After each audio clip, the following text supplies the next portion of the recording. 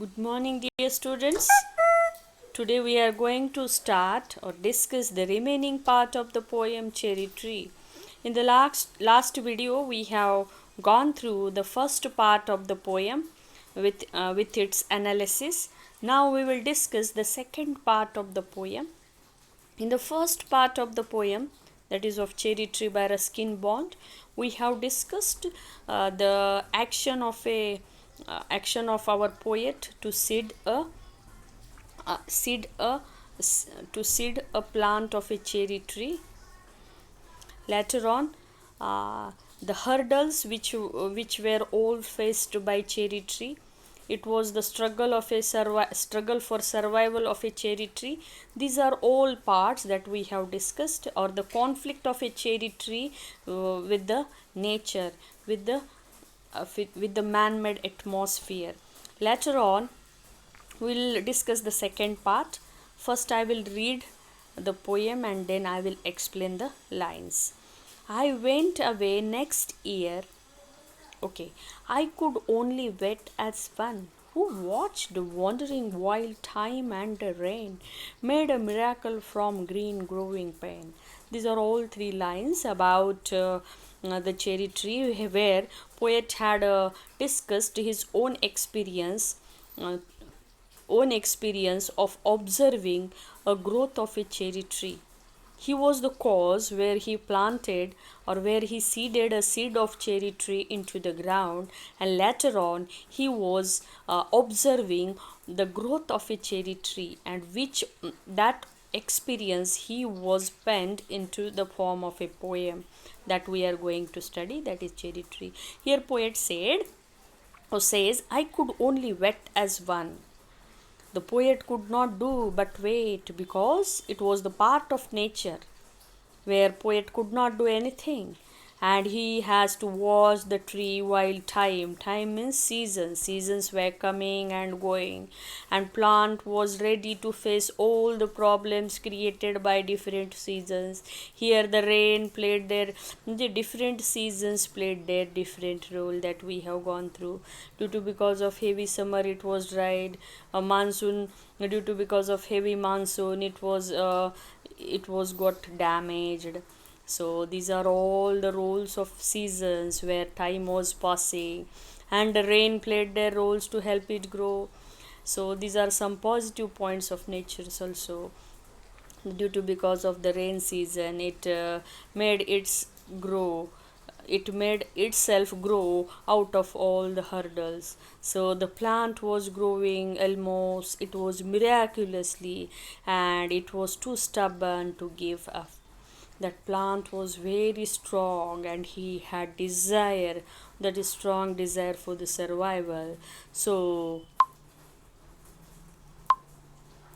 it was not growing, and it was taking every hurdle as an opportunity to face and to survive. This was the best part of a tree, where we could correlate our life with it.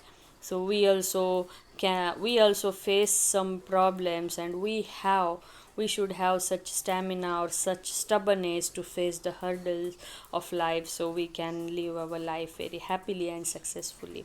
Now the next lines. I went away next year, spent a season in Kashmir, came back thinner, rather poor, but richer by a cherry tree at my door. This was the explanation of our poet, where poet was feeling very happy, so or he wanted to spend the season in Kashmir, so he went there. When he came back, at the time our poet was very thin and poor. But when he had seen the existence of that cherry tree into the backyard of our poet's own house, at that moment he felt very rich. He felt very rich, because, as I told you, he had a tree of his own, and it was existing outside of his own house. And look at the lines. It was 6 feet high, my own dark cherry, and I could scarcely believe it a berry, ripened and dwell in the sun, hung from a branch just one. Look at these lines here. The poet explains the journey of that plant from seed to a 6 feet gigantic tree. That 6 feet high, 6 feet height of his own dark cherry, and it was very hard moment to believe and to see a single berry was also there. And I think this was the first season of a fruit of that plant. So only single cherry was coming out from the tree, and it was all ripened, so it was in dark color and jewel in the sun. So it was very it was looking very beautiful with the in the sun, and it was hanging from a branch, and it was only single, or it was just one. So as I told you, this was the first season of a cherry tree. So these are all lines. Here we get the information about the existence of a 6 feet high cherry tree. And the poet was very proud of a dark cherry tree. It was grown by our poet. And next year there were blossoms small, pink, fragile, quick to fall. At the slippiest, at the merest breath and the slippiest breath. These are all lines about the next year.